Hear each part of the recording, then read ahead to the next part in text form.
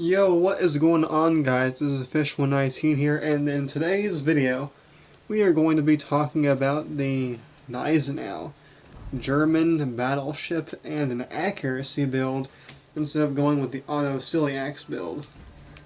So typically, players in this game are going to go with the auto-celiax build, which you can see right here.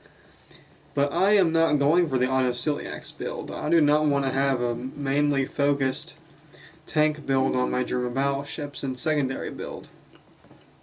Well, I guess my build does have secondaries focused on it, but not as much as auto-celiax. So we're going to have a look at Franz von Hipper real quick. Sorry if you're yawning, it's pretty late for me. Alright, so Franz von Hipper. Our inspirations, we have Andrew Cunningham to increase that shell grouping of the main batteries. And we have Robert Jujard for our battleship AP shell penetration, plus 5.1%. And for our build, we have flammable cannoneer, gyrating Jobrits, marksmanship, reaching out XXL, and will to rebuild. And just a tip for all you battleship players out there in the WOWS community, if you do not have will to rebuild, you are at a severe disadvantage. Will to rebuild is a very, very important thing to have on your battleship. I know some people do not like going with it, but it is extremely important to have this on your setup. It helps a whole lot. So next we are going to look at I guess our little loadouts. Well, first thing we have aiming systems mod 1, propulsion mod 2. Some people would go with steering gears, but I prefer to go with propulsion mod for almost all my ships. I would much rather my ship be able to go quicker than be able to steer better. That's just my personal preference. And then we have the target acquisition system mod number 1. And then we have the regular upgrades that come with the ship. Alright, let's look at the stats real quick. For hit points, 58,000. Pretty decent. Could be a little bit better, but I guess it's pretty good because when we look at the armor of the ship, the armor on this thing is pretty good, so I wouldn't really worry about that. But more stats, 17 kilometer firing range in a 26-second reload, with a 12,000 maximum damage shell, and that's just counting one shell. So that's one shell can have a maximum damage of 12,000. So that is pretty decent. For torps, we have a pretty good amount of them. I think 3 on each side. Yeah, we have 3 on each side. And they reload each in 68 seconds with a maximum damage of 13,000 per torp hit. And they have a kilometer range of 6. Maneuverability, this ship moves at 29.7 knots. And for concealment, it has a 14.6 kilometer range. Now, one of the main reasons I have this as an accuracy build, along with my Scharnhorst and my Bismarck and Odin, most of my German battleships have this accuracy build on it. But, yes, you can go with a completely secondary focused build, but I prefer to have accuracy because these 15-inch guns will absolutely pack a punch, especially to cruisers. As you're going to see in this gameplay, I mean, this ship is very deadly. You don't always have to be rushing ships in this, just because it has secondaries and torpedoes. You can sit back. Another reason to have this accuracy build is because the German battleships are usually fairly inaccurate, so this build really helps with that, and it makes the guns even deadlier than they already are. And most people do not use the accuracy build or do not use the Gneisenau properly. And in this gameplay, I'm going to be showing you what exactly can happen when you have an accuracy build on a Gneisenau. So let's get straight into that. So we are going to be starting the gameplay section of this video, and like I stated earlier, we are going to be using the Gneisenau Tier 6 battleship. Technically, in real life, this thing was called a battle cruiser, but in the game they just simply call it a battleship for its class. Now we are going to be fighting this Warspite out here, trying to take a few pop shots at him. He's not really the greatest target because he is 17 kilometers away. The accuracy, I guess, was pretty good with the shells dispersion, but We just didn't really lead him correctly, so we completely missed our first shot. But that is okay because we are going to have plenty of chances to get lots of damage. Now in this game, it's going to showcase what exactly a Gneisenau can do without using his torps. We do use our torps, we never do end up hitting them, we don't ever need them. But the guns on the Gneisenau are fairly decent. Most players seem to struggle with a Gneisenau, which is understandable. It's a fairly inaccurate battleship, but with this accuracy build, it becomes pretty deadly. As you can see, we're about to take a shot at this Warspite. He is completely broadside on.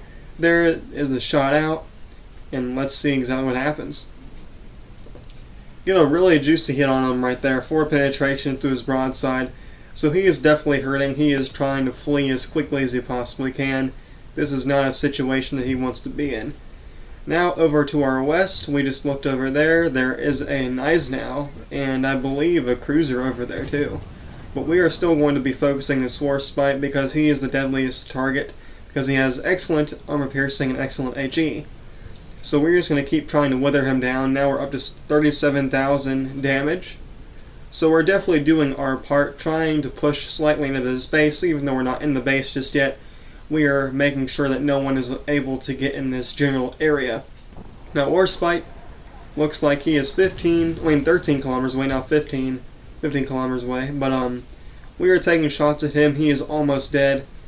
And we land a shot there, take out one of his gun turrets, then someone else finishes him off.